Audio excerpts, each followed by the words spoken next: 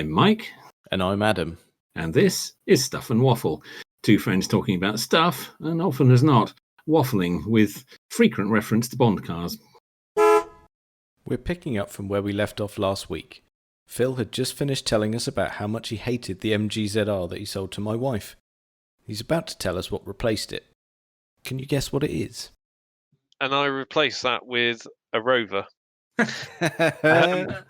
And this was very much a case of my dad had one of those because I learnt to drive in it. It was a Rover 400, a late 90s one. What I would consider more the direct replacement for the earlier 200. Yeah. Yes, probably was. Similar size. Yeah. Yes. And what I liked about this one was it had the 2-litre T-Series in it. And it was the posh one with leather seats and that. Mm. But what I really liked about it was 50 quid. It's a good price. Yeah. It had a suspected overheating issue, and a family had it for a while, and they'd run it for a couple of years, and they'd had problems with, I don't know, I can't remember what it was, but anyway, and it turned out that it had some dodgy aftermarket cap on the coolant reservoir that wasn't venting. It wasn't the right cap for it. And the guy who'd sold it on their behalf knew his Rovers and said, I think that might be the issue, but, you take your chances. Mm. So I took a train up to London where he lived and picked it up. I don't think we need to get into paying more for the train ticket than you did for the car. That's just a thing. Yeah, just what happens. And I put the new coolant cap on it and drove it home, and it was fine. Didn't have a problem with it. Excellent. And I used it for several months. Quite hard use as well, because we took it on one of the Navscats. We did. The one where you nearly threw up because of the things you'd consumed prior to it. Probably not helped by the bounciness of the car, given we normally did it in like the Puma or something like that. It was quite a bouncy car to do that sort of thing in. And then it did it, ironically, given that that 2-litre engine isn't known for head gaskets, it blew its head gasket quite abruptly, probably because it'd been driven around for years, overheating and overpressurising its cooling system. And I sold it broken for £100. So yeah, I can't complain about that one. Not bad. No, you came out on top on that one. Yeah. Very good. And a very boring Honda Accord replaced that, but early 90s one, nice car, but extremely boring. And then I was on eBay one day, and all good stories start that way. And again, I was at the point I thought, I don't need any more cars. I'm getting sick of cars. They're pissing me off.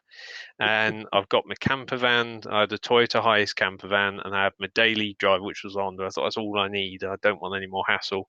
And then some part of my brain went, yeah, you do. And there was a car locally being sold, and it had gone round once and not sold. I think it had sold for 200 odd quid, but the buyer hadn't less than the reserve, messing around or something, and it came up again. And I thought, it was a little Daihatsu, early 90s Daihatsu Charade, and the only two photos were taken on a potato and barely showed the car. And I just thought, I don't know why, I just looked at it, well, that's quite cool. Again, I've not got any spare money to be spending on this, and I thought, I don't know why. I thought, go on, I'll put 90 quid on it just for the joy of bidding, and then leave it there, and then someone else can have it. And then 2 days later, I forgot about it, and then I got an email saying you won it. And what I ended up with was a 30,000 mile 1991 Daihatsu Charade in black, automatic, little 1.3. It had been, the guy was using it as, young guy was using it as his family car. It had an MOT, I think, or it just run out, and it was absolute joy. It's a lovely little car, but it had been. I don't know if you know that era of Charade. There's a GTTI version, sports version, which is very sought after. The shopping car versions aren't really worth a lot, but those, you won't get much change from. I think $4 or $5 grand for a good one. Oh, fair dues. And Yeah. this one had been used, I think, as a spares car because there was very little interior left in it. Right. And it was seats and the carpets and what turned out to be the shell of the dashboard with none of the bits that go behind it. So none of it had a fan, but no intake pipes or anything. Right. A lot of the switches and buttons were missing. It was bizarre. Anything that it had no power steering. It's supposed to have power steering, but the pump had been removed. You didn't actually need it, So but somebody had weird. used it as a donor car by the sound of it. And I think that's because it had been bashed down one side, and the doors were a bit crumpled. Not like they worked perfectly, but it was a bit battered. So if someone had bought another one, they might well have been fixing it up. Yeah. And it was a shame because I love that car. It was great. But again, it was just one of those things. I got it through an MOT and then spent too much on it and thought, well, I have no use for this car at all. So sold that on. And then I was on eBay one night. Actually, no. This one, no. First of all, was I wanted a hot hatch daily driver, so I bought a 2004 Ford Focus ST170. Did I remember that very well? That was yes, which was cheap yes. for one of those. Yeah, and it looked great in the photos. Yeah. And the guy selling it said he doesn't know when the timing belt's been last done. Or when it was last serviced, and he was a bit of a dealer, I think, and he basically sold it as, look, he was trying to do dealing, look, spares or repairs, because no warranty, etc. Which I'm not sure that's really something you can rely on, but I took him at his word, said, all right, it's quite cheap for one of these. I think it was a few £100, and that's it. Bodywork looked okay, and Adam and I went to get it, and it. So I think I drove us up, and I borrowed my dad's Nissan Leaf as much to have a go in it as anything. Yes, of course. Yes. Which did the journey fine. It was a good. How far was it, Adam? 150 miles, maybe. Which one was that? Sorry. This was picking up the Focus. Yeah, Yeovil, wasn't it? Yeah. Well, it was just outside because it was in the middle of nowhere. It was an awful day. It was pissing down with rain. It was freezing cold. It was blowing a gale. It was grotty way.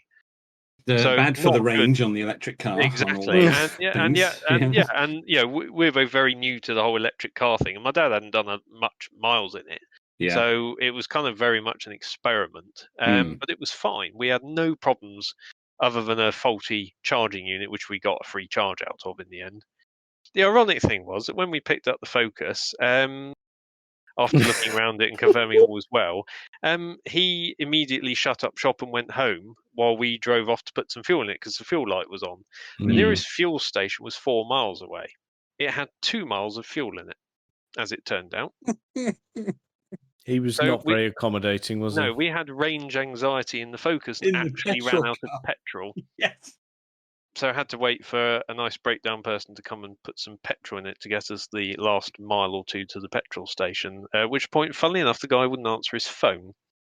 Strange, that. Initially, my call was, look, mate, thinking, he could come out and give us a can of fuel. I think it's reasonable to expect it to make it as far as the first petrol station. At least get you to the petrol station. That's just stupid to put that. Do you think he'd siphoned it? No, I think it had just been. I don't think he knew how low it was. In fairness, I don't think he was being malicious, but careless, perhaps. Yes. And he'd machine polished it, and those ST170s came in that dark metallic blue, and it was a lovely colour. Yeah, it looked fantastic when it was cleaned up. Yeah. The previous owner, as far as I could tell from the paperwork, had had it 6 years and had never serviced it. Which isn't to say she hadn't put oil in it. No. Oh God, kept putting it in. It was an inch above the max mark on the dipstick. It was as black as tarmac, and the amount. I mean, I always use an old washing up bowl for oil changes, and I did an oil change the next day, and the bowl nearly overflowed. Oh dear, well, overfilling an engine is almost worse than underfilling it. Yes. But what I think Adam particularly enjoyed on the drive home in the horrific weather, following me in the Leaf, was the I think was. You had to be gentle because we suspect the timing belt was original. So you weren't caning it. And what were the tyres? Auto grip, I think. Auto grip, yeah, that was it. but they were also very old Ooh. and shaped like 50p's. And distinct lack of air in them. Smooth. Oh yes, I'd forgotten about that. Yes. Yes, I think And I seem to 7 recall there psi were at one point. yes, and you found you found some other issues with it, I think, as well. I can't remember what you said about it, but there were some things that didn't work that should have done. But yes, it wasn't the best drive home. I just Lengthy. remember you telling me about it because it was your first long trip in an EV. And I remember Yeah. you were texting me your progress. And the Leaf to was say- brilliant. Yeah, and it no wasn't the problem with electric Leaf car at that all. let you down. No, we had a bit of a nervous moment because when we got to the service station that it needed, obviously, the older Leafs aren't great on range. We knew that. They're not. No. And the motorway is not good for range because you get up to 70 range drops. We And knew that. you're thrashing We got, it. Yeah. and I knew really I had to recharge at Bridgewater come what may. Yes. And we got to Bridgewater and the charger wouldn't work. It was dark. It was pouring with rain. Yes. Adam had come over to say, the car is pulling all over the place. The tyres are terrible. Yeah, I'm gonna die. Etc. There was something else I can't remember you found wrong with it, and I wasn't in the best mood at this point. And then I couldn't get the charger to work, and while I was fiddling with it, I pulled the charger off to plug it in and cut my hand on the charging station, the rough metal edge, Yeah. and I got a little bit cross with it. Mm. So yeah, that wasn't the best day, but that was all Definitely right. sounds that like car. an ecotricity. Yes. Yeah, It was. It was ecotricity. Yeah. Yes, they're legendarily unreliable, I'm afraid. Yeah. But this is what I liked in general about these old cheap cars and going distances to get them is you have a day out and you have a bit of an adventure. It's a and, little adventure, yeah. It's Mm. great. I love Yeah. that part. But that wasn't a particularly good one. But no. on the other hand, it was an experience. But Yeah. that Focus, I never really gelled with it. The suspension was so hard. It was Mm. rock hard, but they are. The Ridiculous. STs are. They all are. A service and a set of new tyres transformed it. It was a lot better after that. Yeah. But no, It did I never look really good. gelled with that. It did look very good. It looked really smart. That was what Yeah. appealed to me. Yeah. Yeah. And it did drive well, but the suspension just irritated me immensely. Yeah, they are rock hard. Yeah, I never really gelled with it, and underneath the polish, it was a pretty tatty one. So, and then while I was on holiday in Scotland in my camper van, I went on eBay. There's a theme developing here. Mm. Yes, I went on the internet and I found this. Now, when I got my first car, the car I was originally going to get was one that was at a local garage and it was sat in their yard waiting for a new fuel tank before it went for sale. But they had pointed it out to me when I'd looked at their stock and said, "Oh, that's coming up soon. That's good for a new driver because it's cheap insurance." And being a bit of a strange chap, I looked at it and looked over it and I fell in love with it a bit. And it was a Seat Marbella. Awkward silence. I just thought I'd never seen one before. And I thought I just loved how quirky and weird and sort of basic it was. And it was a really tidy one. It was I'd never seen one in black. It was jet black. It'd obviously been very well looked after, but it had a fuel tank issue, and this garage couldn't get a fuel tank. And in the end, it just sat there and sat there and sat there. And in the end, I ended up with that god awful Citroen. But I always felt like I'd always fancied I'd like to try a Marbella. And then one came up on eBay, and I was away in Edinburgh at the time, and it was over. I can't remember where in the country it was, but it was a long way from where I was and where I lived. Really, not a good idea. So I bid, and I accidentally won it. I think after someone, Adam, had been egging me on via text message. No, I can't believe that. Vicious rumours. It was in a lurid bright blue. It was a special edition, a Sky or something, I think. And yeah, a little 900cc Marbella. One elderly owner from new, I think. And it was being sold by a dealer, I think, after the chap had passed away. Well, it looked all right in the pictures. I mean, it wasn't particularly tidy, but it didn't look bad. And it was cheap. Very cheap. And I put a post out on the forum I use saying, I think I've screwed up because the guy wants it gone ASAP. And I don't like going back on my word. I bid, therefore it's mine. Is my Yeah. view, and he did say on the ad it needs to go within a week, and I honestly didn't expect to win it for the amount I bid on it. So you were And caught out slightly. and I put an appeal up on the forums. Is there anyone who lives near this town who could possibly, if it's someone that I know, has a decent post history and other people vouch for them, that I can pay the seller, you can pick it up. And this chap piped up who helped run the forum, and his friend, who I had been on the forum for years, and I saw from their history they knew a lot of people, and they were good, honest people. And I thought, sod it, I'll take the risk. And they went and picked it up for me, and they adored it. And I got a message from him that evening saying, it's fantastic, it's great fun. He said, be warned, the brakes are, oh my God, we're all going to die, bum-clenchingly, terrifyingly bad. Okay. And they looked after it for me for a week. They even stripped the brakes apart to have a look at the brakes. I didn't ask them to, but no, it was so good of them. And then I met them off the train and I drove it home. And the brakes were absolutely terrifying.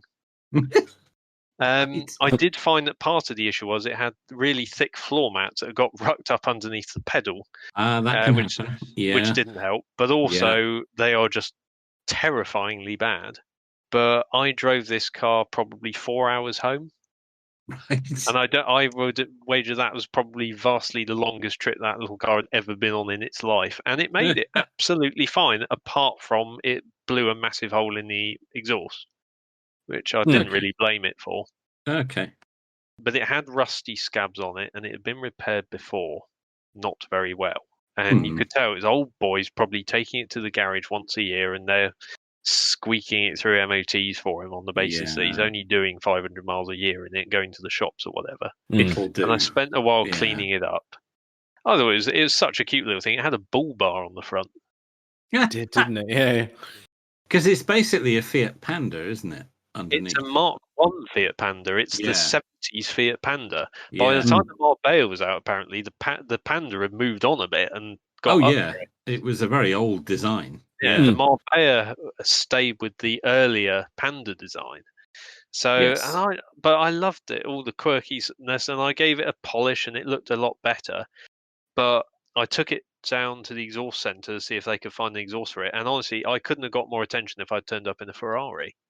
They all loved it. Sure. Oftentimes, cars like that will draw more attention. Yeah. And then one of the calipers seized solid on it, and I barely got it home. They unsurprisingly didn't have the part on the shelf. Funny that. And one of the calipers just locked up solid, and it was a struggle to get it home. And so I tried my best to free that off, and then the more I looked, the more I could see little rusty bits, and I was going to need a bit of welding for its MOT. And I don't know what I can see underneath, and it doesn't look too bad, but I can't tell for sure. I'm no expert.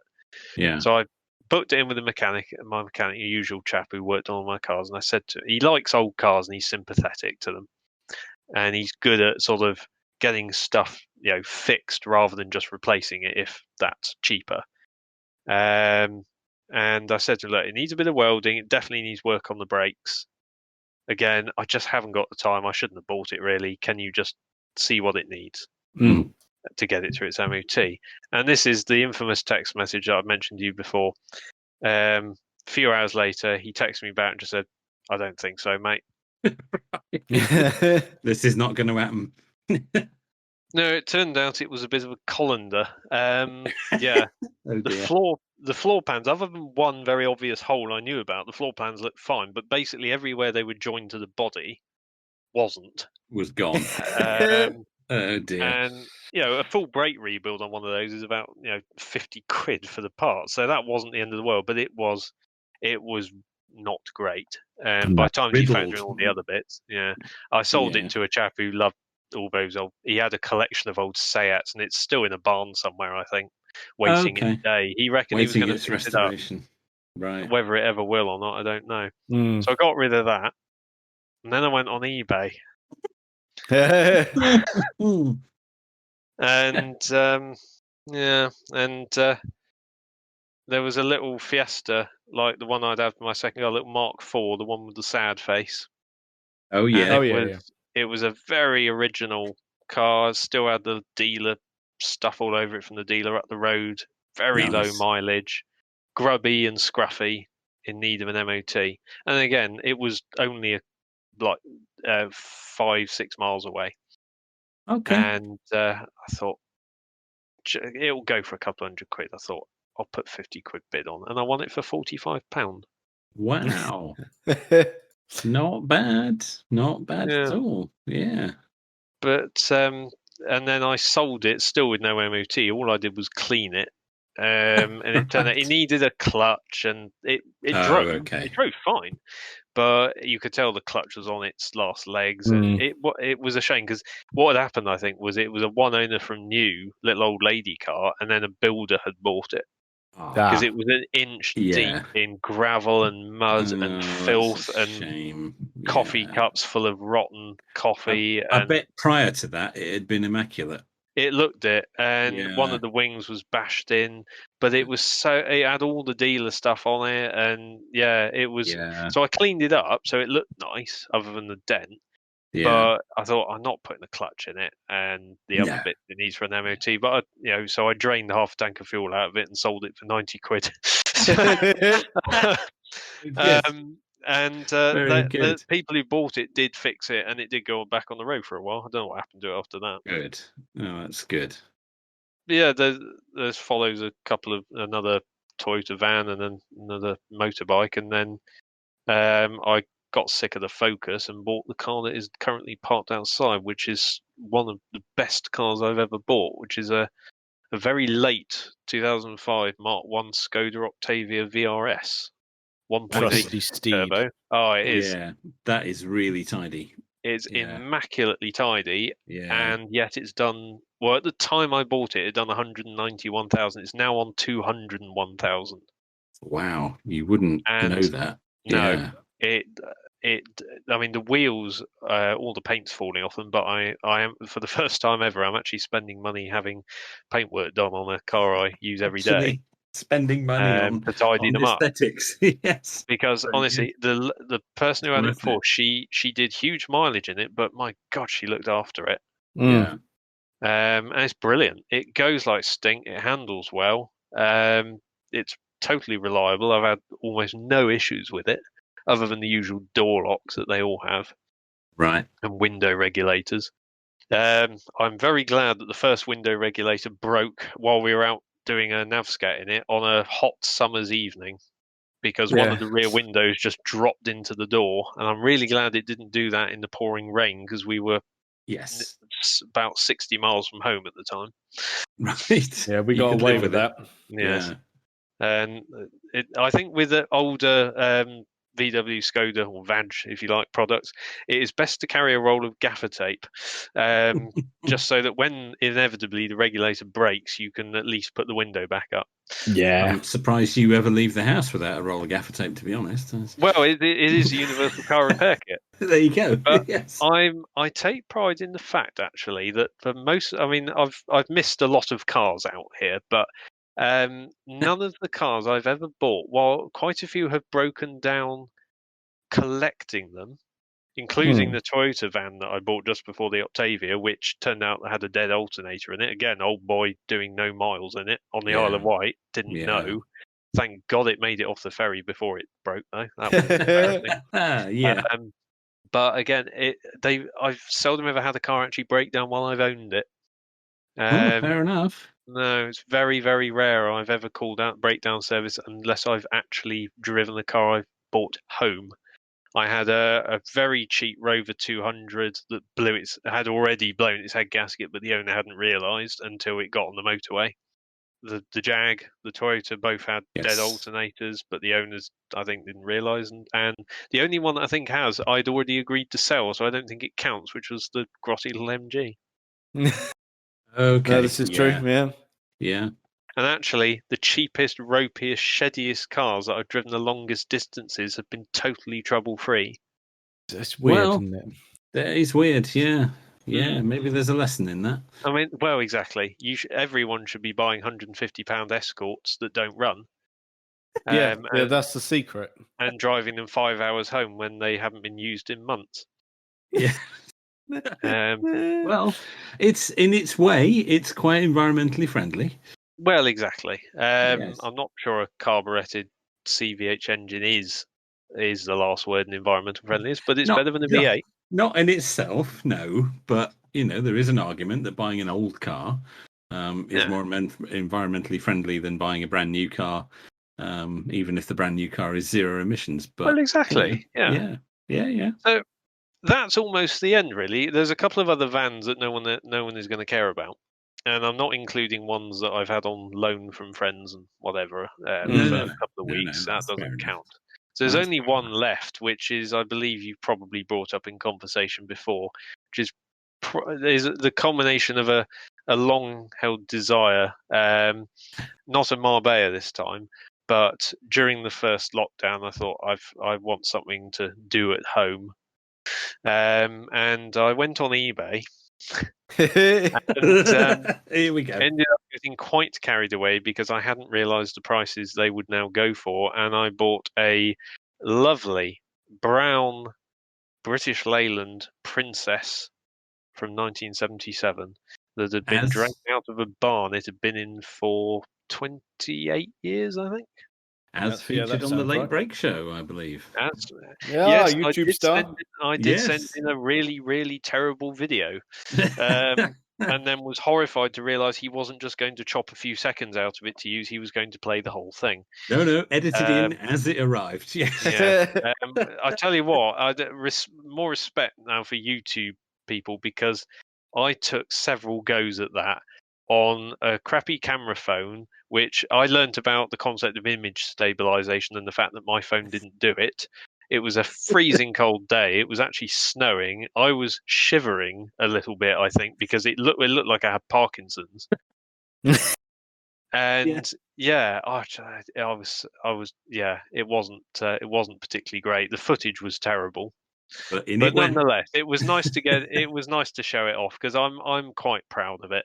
It was the chap who was selling it who had bought it from the estate of the owner who had had it since 1979 That's and had pretty cool. yeah, he parked it up in 1992 in a garage with an open back on it, and it had just sat in there. And then he passed away in 2017, I think. It sat in there a couple of years, and then they sold it. And this chap bought it, and as far as I know, and I have seen a video of it, he more or less he was a mechanic. He obviously likes his old BL stuff because he had an Allegro as well. In some of the pictures, and he more or less opened the bonnet, stuck a can of petrol on it, and it fired up. And he put a set of tires on it and rebuilt the brakes, and then for whatever reason decided not to do any more with it and just parked it up for a year outside. And then he sold it to me, and I got it transported back. Obviously, he wasn't driving it, and yeah, I basically spent the last year making it reliable and properly drivable. Mm. You've done some cosmetic stuff too. Yeah, well, the bonnet, all the paint had fallen off. It's had paint work to it in the past when it was in use in the 80s, and it obviously didn't take very well. And in certain places, it's not very healthy. And all the paint was flaking off the bonnet and going very rusty. So we got that repainted. But I love it. It's so shabby. I mean, there's rust holes in the panels, but structurally, he's undersealed it from new. Structurally, it's extremely solid. Right. It just looks terrible. Right. Yeah. And all I've done is concentrate really on preserving it and getting it mechanically running and driving. So I've been through all the mechanics it's had. Actually, very little. It's really had a full service, a radiator, and a few other bits, and that's it really. The only thing I've spent major money on is it's got obviously the infamous hydrogas suspension, which had completely deflated, as you would expect. Yeah. And driving it around on the bump stops, it looked kind of cool in a way, but it looked wasn't like you good. It slammed wasn't good for me or the car No. to do that to it. So there's a company, a husband and wife couple that run a hydrogas restoration company, and they came out and did a full rebuild on it. So it is as new Very on the good. suspension. So yes, it is great fun. It's a But wonderful car. It it's is. had so much positive attention. No one Yeah. has, well, almost no one has said anything negative about it, other than laughing about the state of the paintwork, other than the bonnet. And Yes. if I polish it, what little there is to polish, from 20 foot away, it looks semi-presentable. Yeah. But It's good. yeah, It's good. and that's kind of where we're at now. Really, is yeah. I don't know how much longer I'll keep it, because I've kind of finished all the bits I want to do. I don't You've do done bodywork. everything you set out to do, haven't you? Really? Yeah. I think I've kept it, or brought it to a point that what I wanted was to be able to just get in it and drive it without Yeah. worrying, is it going to start, is it going to work? And it Yeah. is at that point. It always starts and runs. Yeah, not to be snubbed. It's No, not only at all. I've only done a few hundred miles on it, but the only time it's never broken down. The only time it's had problems was when it sucked a load of dirt out of the petrol tank into the carb. Okay. And I Well, had a fuel filter on it. It blocked the fuel filter up, so I just cleaned the fuel yeah. tank out, and that solved that. To be expected on a car that's been Of left course, sitting, yeah. for that length of Yeah. time. Is that the sort of jewel in your collection, do you think? I still think the Jag trumps it.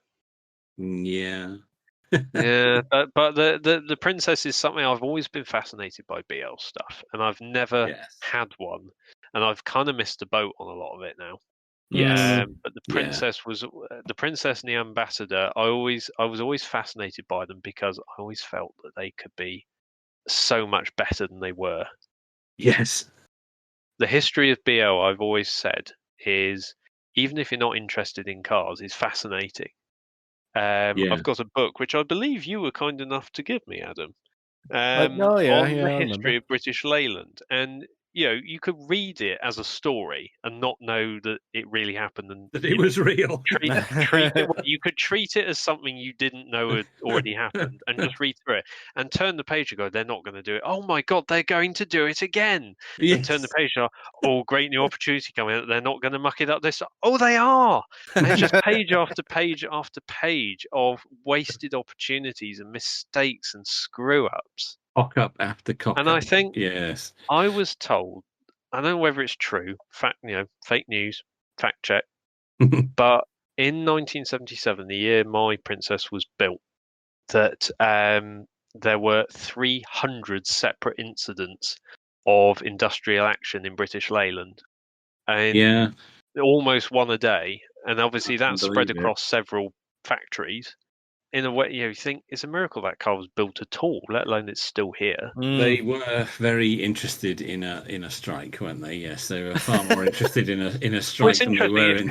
were in loosely screwing your new car together. There's a good chance that my car was built during a period of that there would have been something going on in the Oh, factory while that car was rolling down the some production line. sort of industrial action would have been taking place. Yes, But this is why I like old cars. There's a story to them. yeah, Now, absolutely. I made a rare venture onto Twitter, and I've put a few photos of it up over the time I've had it, You and have. it's gained a lot of interest.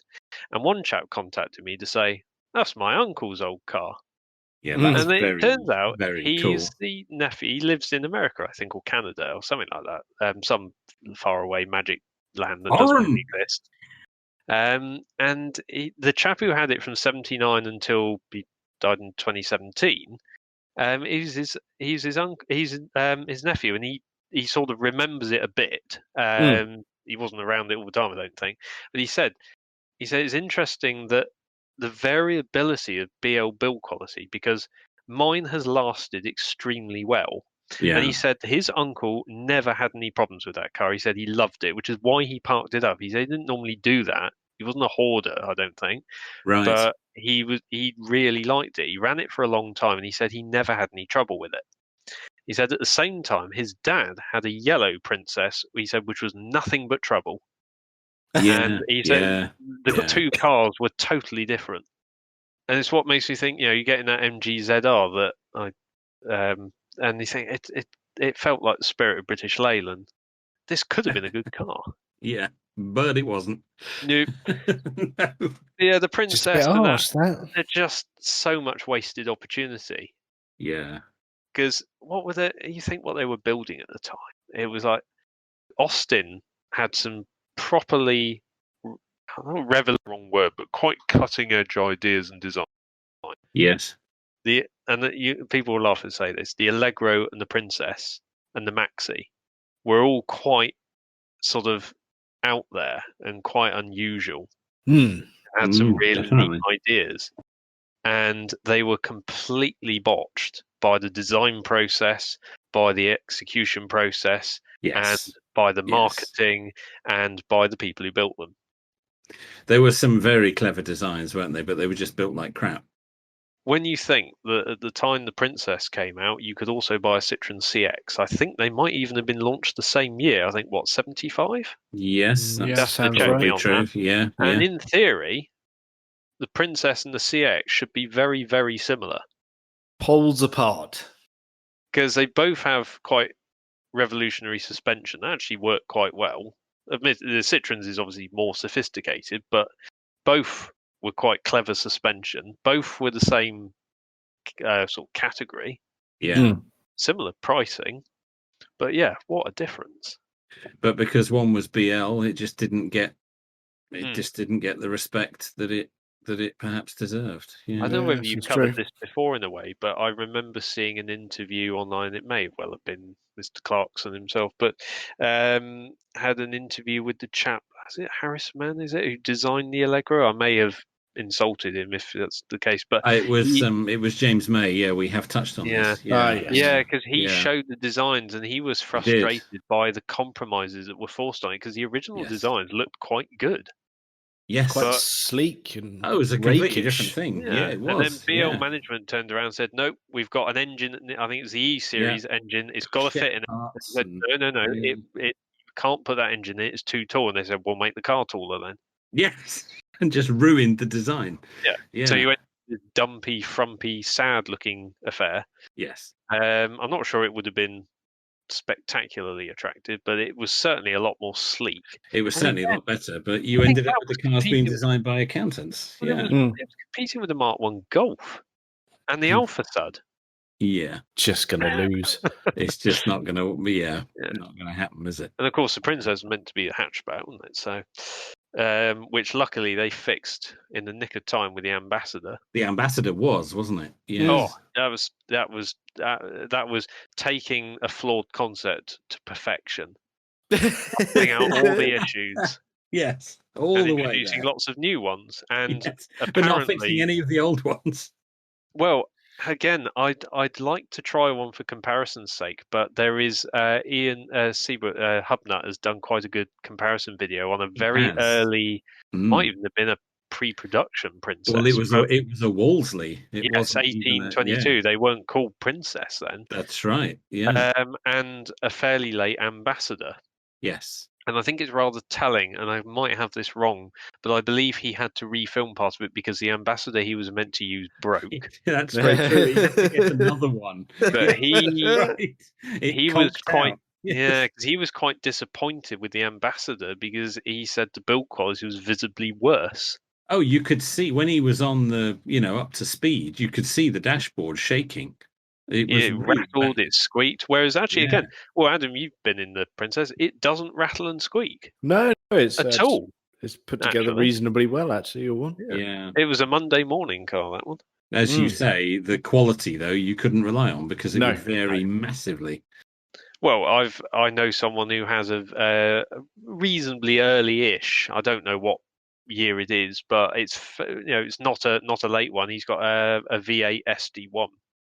Ooh. And it is gorgeous. It's in a very unusual, I think, silver. It's almost silver, but with a slightly greenish tint to it. Mm-hmm. And I have driven it, and it is glorious. He's got a stainless steel exhaust on it, and it does sound remarkable. That's lovely. Yeah. It's in beautiful condition. Yeah. And he loves it. And I've been in it with other people, and all of us, including him, spent a lot of the time laughing at the comedy levels of workmanship on it. Yeah, And the quality is hilariously bad. It was such a, like all the, the Series 1 Range Rover, all of them, Yeah. brilliant pieces of design, but were just such a built shame. like total rubbish. Yeah. Because it had things like, again, you've got to allow some leeway. It's an old car now. It's going to have issues. Yeah. It's things like all the plastics felt cheap and nasty. Yeah. It had, as I recall, it had electric window switches both in the center console and on the doors. Just in case. And manual controls as well. Yes, and not one of them did the right thing. No. There was one window, one switch worked, the other didn't. Another one, that switch worked, but that one didn't. One window would go down but not up without help. One window didn't do anything at all. The electrics were terrible in it. And it felt, again, it rattled and squeaked, and it's such a shame because it's such a good-looking car. Yeah, but all those brands, the Jags of that era, the Series 3 and everything, they suffered from exactly the same issues because they all came out of the same factory, didn't they? They all built largely by the same people using the same parts. So, you could say that for anything like Triumph again, the Stag, etc. Beautiful cars, but hugely compromised. But again, the ironic. Who was it? I said it might have been you. I said this to Adam a while back when we were talking about this sort of thing. It was the ironic thing is that Triumph, you're kind of, a lot of people think the last Triumph was a big shame because it was the Acclaim. It's like, what a way to end on the Acclaim. And you think, yes, what a way for Triumph to end on a solid, well-built, reliable car based off of a well-proven Japanese, what was it? Honda Ballard. Ballard, wasn't it? The Ballard, yeah, that's right. Yeah. No, it wasn't exciting, and no, it wasn't particularly attractive. It was very plain. But it worked. Well, the ironic thing was, in many objective ways, it was probably the best Triumph that had been built for decades. Yeah, that's true. If you put some passion into building that the way they, you'd done some sort of Dolomite sprint get up with it, that could have been quite impressive. But we won't talk about the Morris Town because that's not quite the same thing. Ugh. In no way is that quite the same thing. No. Not a good one. But yes, no, I think the BL. I've gone massively off topic here, but I think BL is a fascinating discussion in its own right. It is, yeah. All the way back from the 50s right through to Rovers' last days, really. Yes. Well, that 25, that ZR is a classic example. Still a bit shit. Just a bit, yeah. But I say that it felt. I've driven a 90s Hyundai Accents that felt much better screwed together than that, and felt much better quality, and that wasn't meant to be a quality car. But although controversial, I always liked the Rover 75. I thought they were good. Yeah, that was the car that could have saved Rover in a way, couldn't it? Well, it was meant to. Yeah. Personally, I don't like them.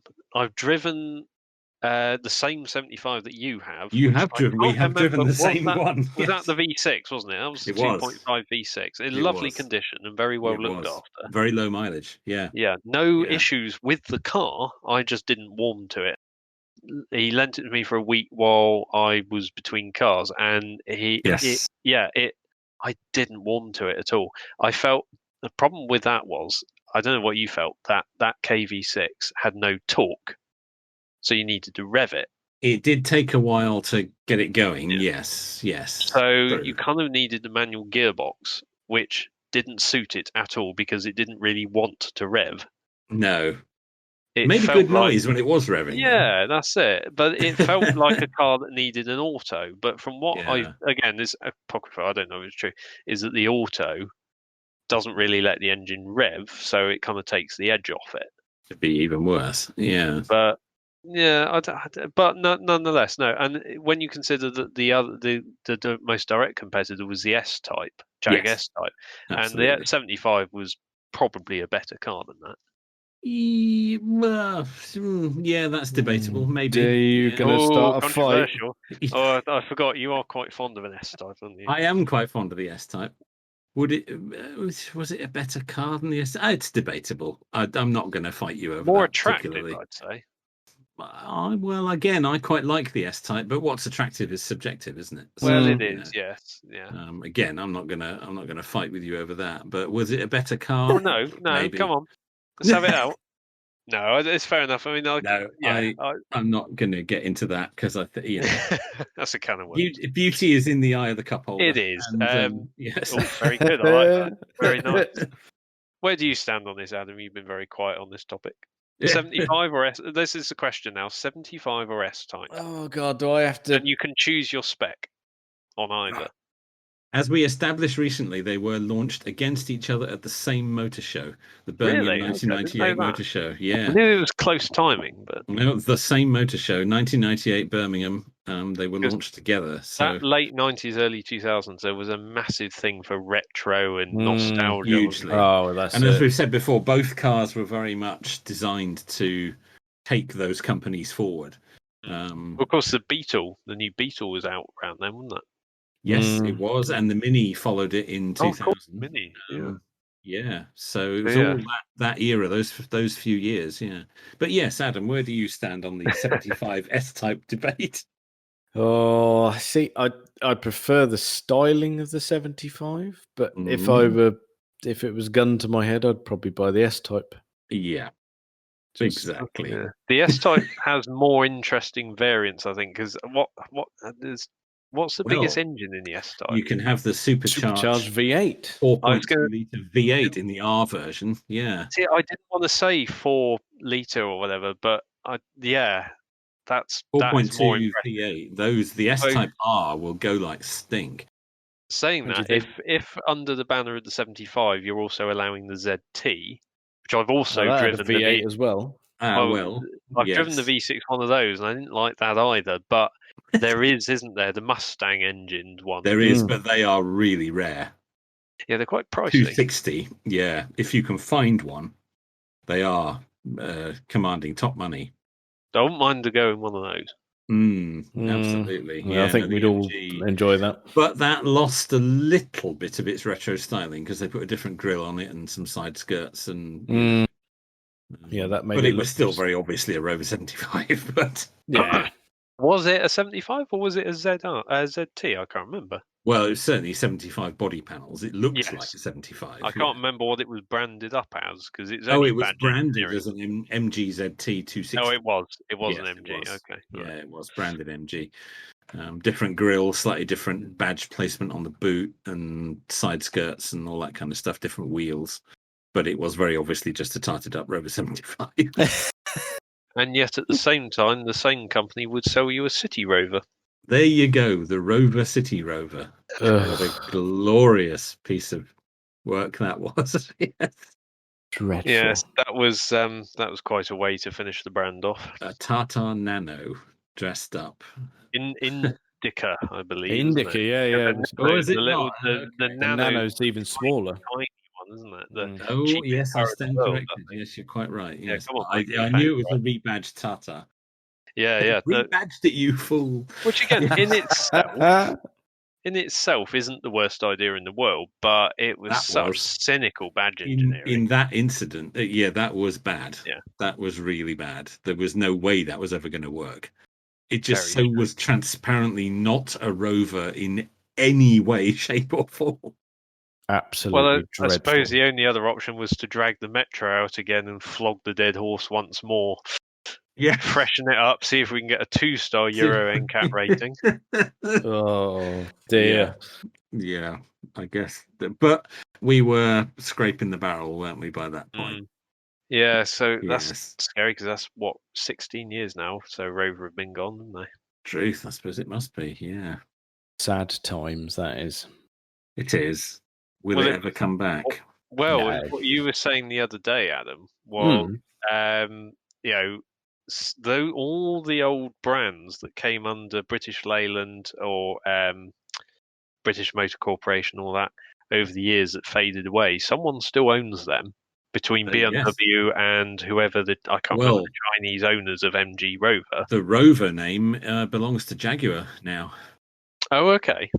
It was placed with them when Tata divided everything up. Really? Rover went to Jaguar. Yeah. Because we were saying, what if you could bring a few brands back? I mean, personally, I think Triumph would have.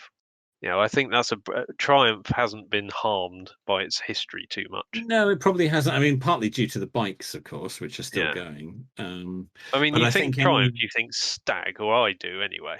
Yes, Stag or 2000. Yeah. Yes. I know I think someone who's that got a Stag. It's a glorious thing. the Triumph V8, if anything, I think sounds better than the Rover V8, and that's saying something. The thing now, though, if you were going to relaunch a brand now, it would have to be EV, wouldn't it? Or at the very least, hybrid. Well, you could. I mean, hasn't someone done that with Morris and the vans? There's a range of EV vans. I'm sure Yes, they were have. being brought out under the Morris brand, or has that Yes, they have. died off? No, that's happening. That's true. Yeah, that is happening. Yeah, so someone's done exactly what we've just been talking about. Yes, they have done it. if you're not going to go for big volume, you could probably relaunch it as a petrol brand. But certainly, if you're going for any kind of volume now, I think it would have to be EV. Otherwise, you're just not going to get any traction with it. I think you'd struggle to bring Austin back.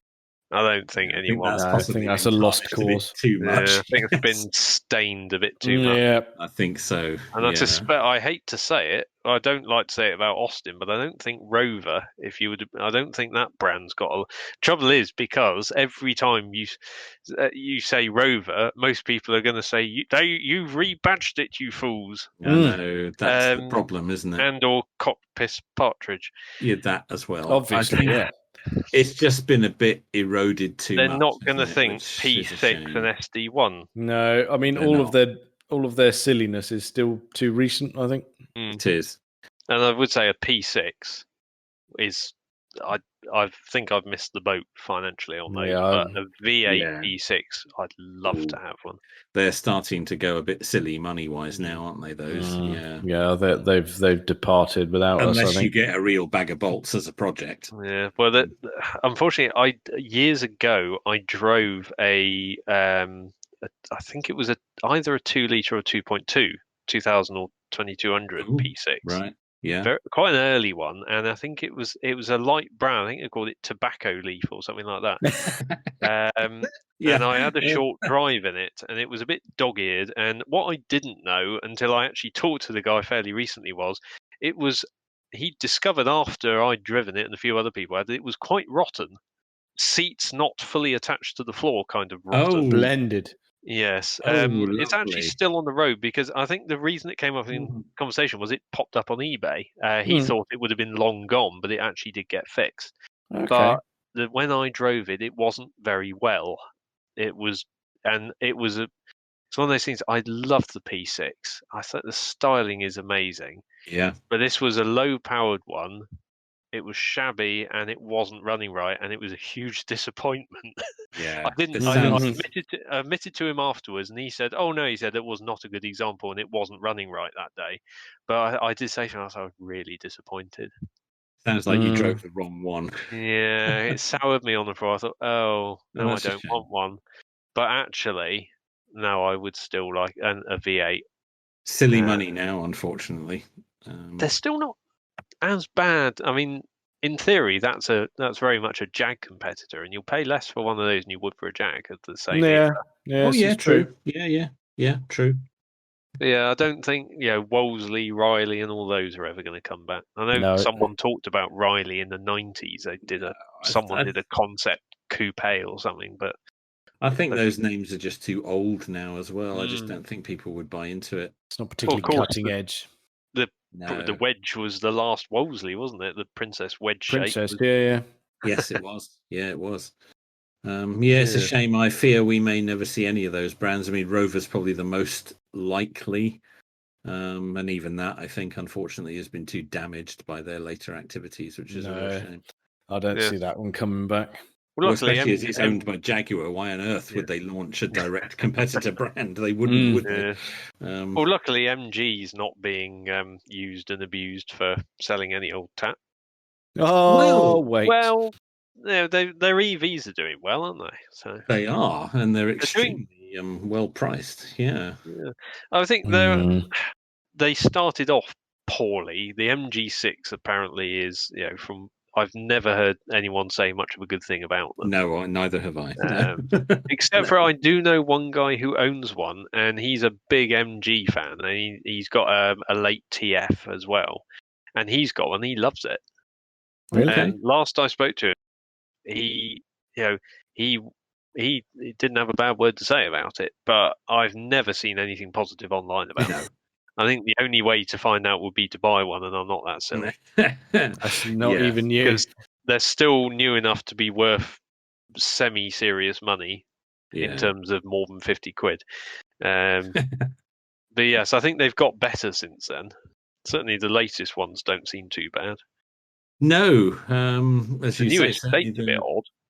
I can't remember what it's called, but it's an EV, isn't it? It's the only EV estate car on the market. Is it really? Well, unless you count the Porsche, the latest Porsche Taycan variant, Gran Turismo. Yeah, the tech in them is a bit last generation, and they're not overladen with kit, but they are very well priced and very well built. It's an MG5, and it is from £25,000. Exactly. Okay. Which for a full EV with a decent range, which it has, is not bad. It's not bad at actually, the ZS EV, the little SUV, is 25,495. Yeah, so they're very well priced. Oh no, that's a bigger car. I was going to say that there's a HS, a bigger MG HS. I've never heard of that. And they do a plug-in hybrid version of that. That's a big SUV. It looks a bit like a cash car, and that's 30 grand for the plug-in. Yeah. No, they're well priced, and from what I've been told, they're quite well put together. The tech in them is a bit kind of old. The computer's a bit slow, and the screens are not brilliant. But it's effectively ignoring the brand, because the MG is just a badge on it. It is not. Yes. It's not related to. No, not in any way. The MGs of old. It's effectively a new company emerging, and it's like anything. It's like any other company that started out. You end up was like the Japanese started off in the UK with knockoff copies of stuff. Strange, weird little cars, and then the Koreans. What was it? Hyundai and Kia started off with knockoffs of other people's cars. Absolutely, and look at them now. Yeah. I was going to say Proton. That one, perhaps not so much. Not a stunning example. That perhaps didn't go quite as well. No. That was old Mitsubishi's, actually, wasn't it? Whatever happened to them? They're still going, I believe. Are they? I don't think we get them. No, I don't think we do. But I think right. They still. Do you know what? Yeah, I've just looked. You are right. They they do still exist, making what looks strangely a lot like the MG range, actually. Well, maybe. It's probably just coincidence, but there's definitely more than a passing resemblance. Oh, I bet there's a bit of platform sharing going on there. Yeah, bound to be, might be wrong there, but I think the MG stuff, in terms of being an EV, they're pretty good. You get decent range out of them, decent charging rates. It's just that the tech in them, in terms of what you use, the sat nav and the infotainment and stuff, is a bit slow and a bit last generation. But I think for the money, you can see where they've saved the money, which is kind of, you think, well, yeah, computer's a bit slow and some of the plastics are a bit cheap, but for a change, the car actually is cheaper. So you kind of think, well, fair enough then. I am only paying 25 grand for it. It's, well, that's it. Really. I mean, what other electric cars do you get for 20? I don't know what the Leaf starts at, but it's probably more than that, isn't it? It's more than that. The Renault Zoe is less than that. That's about 18 and a half for about 200 miles range. Right. So that is less, but that's about it. The Renault Zoe is a much smaller car. It's you could argue better built and got better tech in it, and the range for its size is spectacular, but it has a top speed of about 90 miles an hour, and 0 to 60 takes about a week and a half, I believe. So it's not a performance machine, but it's got really good range, it's practical, it's well put together, and it's really well priced. So, fair dues, really. Yeah, no, fair play to them. We would like to say a massive thank you to Phil for regaling us with his car history. We hope you enjoyed it as much as we did. Be sure to check out Stuff and Waffle on Twitter and Instagram, and feel free to email stuffandwaffle@gmail.com.